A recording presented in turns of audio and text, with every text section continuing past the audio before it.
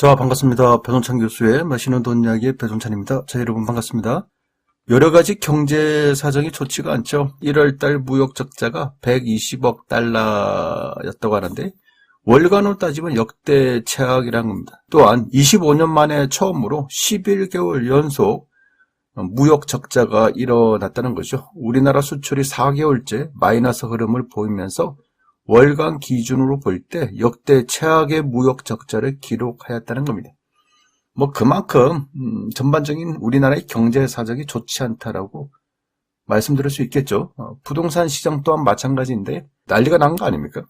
또 세입자가 없고 매수인이 없고 그나마 정부 입장에서 부동산 규제 완화 정책을 계속 피게 됨으로써 급매물이 소진되고 있다. 이건 그나마 다행이다라고 봐야 되겠지만은 전반적인 부동산 시장 지표는 하방 압력을 확대해 나가고 있다. 집값이 아직 바닥은 찍지 않았다라는 그런 의미로 이제 볼 수가 있겠죠. 여기에 전국 주택 매매 거래량인데 2020년에는 주택 매매 거래량이 113만 9천 건이었다는 거죠. 그리고 2021년에는 96만 1천 건.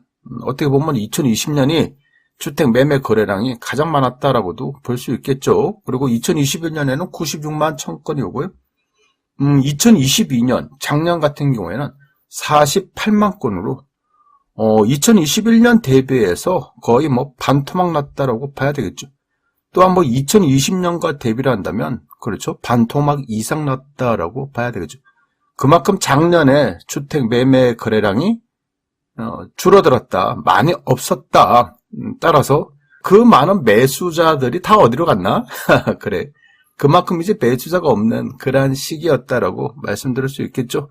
이처럼 주택 거래량이 줄어들면 우선 양도소득세가 적게 들어오겠죠. 또한 지방세인 취득세, 그래요. 주택 거래가 이루어지지 않는다면 세금, 양도소득세, 또한 취득세가 뚝뚝 떨어진다, 적게 거두어진다라고 말씀드릴 수 있겠죠.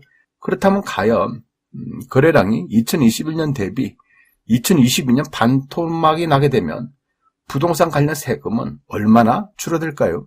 그 부분에 대해서 한번 알아보면 작년 국회의원 김상호 사무실의 보도자료에 의하면요, 2021년 부동산 관련 세금은 무려 108조 3천억 원이 거두어졌다는 겁니다.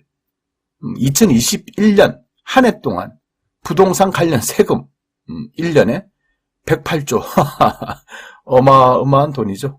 이를 좀 자세히 살펴보면 2021년 부동산 관련 세금 108조 3천억이고 이 중에서 종합부동산세가 6조 1천억 원, 양도소득세가 36조 7천억 원, 상속세가 6조 9천억 원, 증여세가 8조 1천억 원이라는 거죠.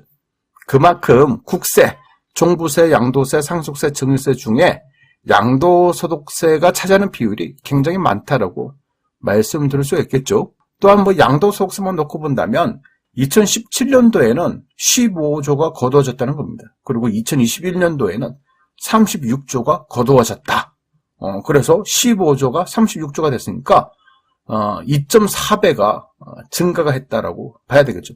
그만큼 사고 파는 수가 많았다. 또한 아파트 가격이 올라갔으니까, 또한 부동산 가격, 주택 가격이 올라갔으니까 양도 차익을 낸 사람이 많았다. 양도 차익이 많으면 많을수록 세율이 증가되니까 양도세금 또한 이처럼 폭발적으로 증가했다고 봐야 되겠죠. 또한 종합부동산세인데요. 2017년도에는 1조 7천억 원이 2021년도에는 6조 1천억 원. 증가율이 무려 3.6배인데요. 3배 이상의 증가가 됐다는 겁니다. 1조 7천억에서 6조 1천억 원으로 어마어마하죠. 그래. 아무튼 국세 부분에서는 양도소득세가 36조 7천억 원, 종합부동산은 6조 1천억 원으로 이렇게 급증을 했다. 또한 2021년 지방세를 놓고 본다면 총 지방세가 50조 5천억 원이 거두어졌고요. 취득세가 33조 7천억 원, 재산세가 15조. 재산세도 어마어마하죠.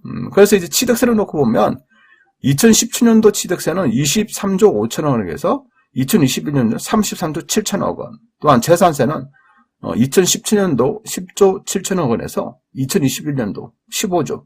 어떻게 보면 재산세, 그렇죠? 10조 7천억에서 이제 15조.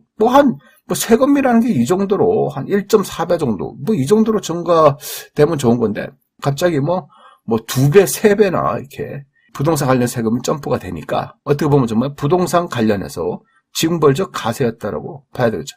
자, 그렇다면 다시 2021년도 주택 매매 거래량을 한번 살펴볼까요? 자, 화면에 보시면 주택 거래 매매 거래량 2021년도 96만 1000건인데 세수는 108조가 거둬졌다. 그런데 2022년 작년에 주택 매매 거래량은 단 48만 건. 그래요.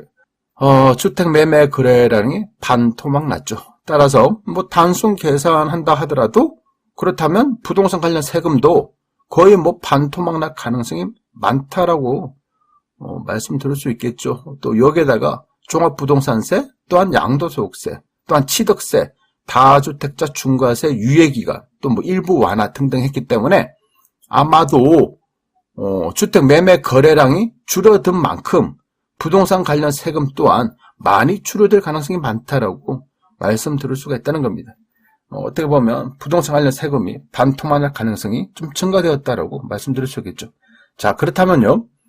부동산 관련 세금 108조가 반토막 났다. 야, 그러면 이제 정부 당국에서 이거 가만히 있을까요? 그냥 쳐다만 봐? 예를 들어서 한 달 수입이 108만 원에서 이제 한 달 수입이 50만 원, 60만 원 됐다. 어떻게 보면 난리 나는 거 아니겠어요?